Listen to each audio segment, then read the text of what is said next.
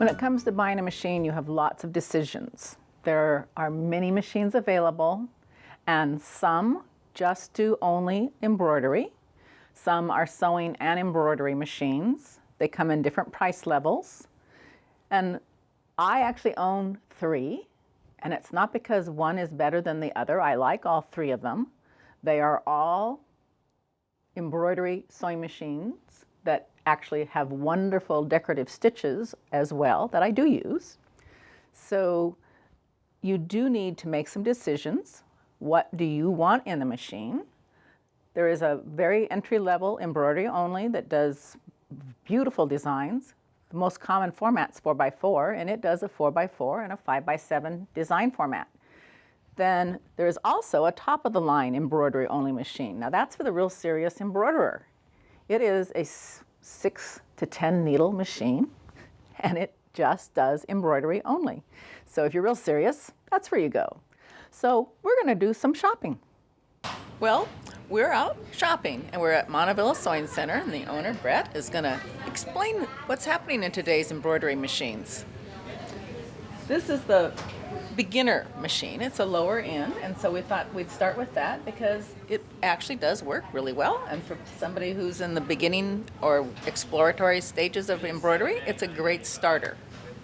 Yeah, you know, Marta, I've looked at this machine for a long time, and I didn't carry it for a while because I was concerned that there wouldn't be a market for it, but I have learned that this has been a really good machine for us as a store and for our consumers. Great. It runs in the $700, $1,000 range, but it comes with several built-in stitches and designs and allows you to move your design within the hoop.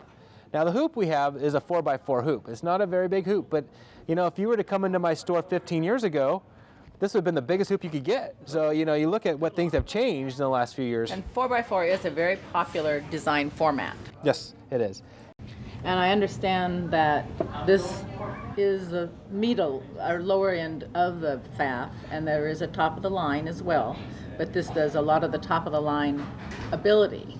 Right. Without the top of the line price, which is a great feature. If you really want to get into embroidery, you can also buy the software. And a lot of times you can do everything on the software, download it to your USB stick, and then put the USB stick in the machine and sew it out. So embroidery-wise, you really aren't missing anything if you have the software. Perfect. So this is the biggie. Yes. And I notice it has a much bigger screen. And it's HD, so you got... Oh my goodness. You've got a winner in my cameraman. Well, we don't have the 3D screen yet. Now, maybe that's next. You have to put on goggles to use your machine, you know?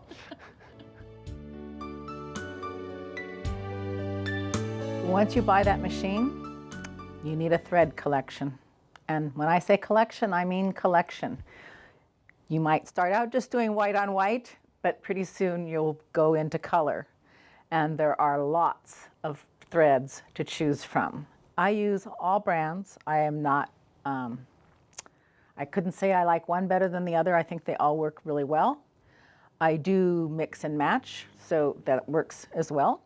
Threads come basically rayon, polyester, cotton, silk, and metallic, and you can use all of them on an embroidery machine. You do want to use a 40 weight for the most part, and that's most of the threads are done as a 40 weight. Most designs are digitized. That means they're designed to be stitched in a 40 weight thread. So basically it's your major thread expense will be 40 weight. However, I have some cotton thread in 60 weight and 50 weight. This is a new one. It's called Orofill. You might not have it too much yet, but I think you'll be seeing it more and more because it's from Italy. It's a very nice thread. Also wonderful for sewing, so you can use it for quilting or embroidery. Like I said, I have lots and lots of thread. I have drawers of it, but it's fun to use. You can also get thread charts, and what I like about this one is it's in actual thread, so it's easy to match.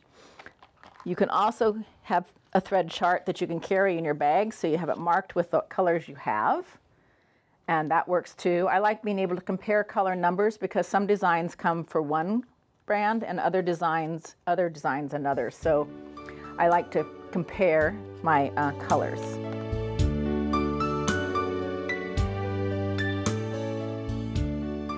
Your next investment is stabilizers. Stabilizers are very important to the whole embroidery process because the stitches need to be supported on the fabric, otherwise they just kind of wear away.